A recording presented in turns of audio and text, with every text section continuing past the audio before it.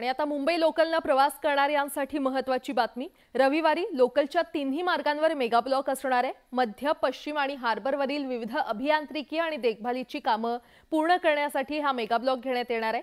या मेगा ब्लॉकमुळे काही लोकल रद्द करण्यात आल्यात, तर मेगा ब्लॉक कालावधीमध्ये लोकल सेवा विलंबाने सुरू राहणार आहेत। मध्य रेल्वेवर माटुंगा मुलुंड अप आणि डाऊन धीम्या मार्गावर, तसंच हार्बर मार्गावर पनवेल ते वाशी अप आणि डाऊन मार्ग आणि पश्चिम रेल्वेवर चर्चगेट ते मुंबई सेंट्रल दरम्यान अप आणि डाऊन जलद मार्गावर मेगा ब्लॉक असणार आहे।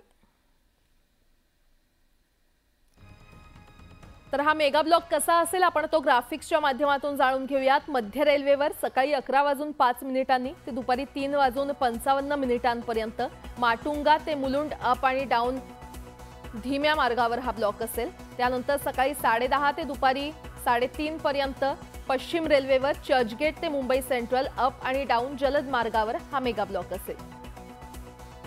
हार्बर मार्गावर सकाळी 11:05 ते दुपारी 4:05 पनवेल ते वाशी अप आणि डाऊन मार्गावर हा मेगा ब्लॉक असणार आहे।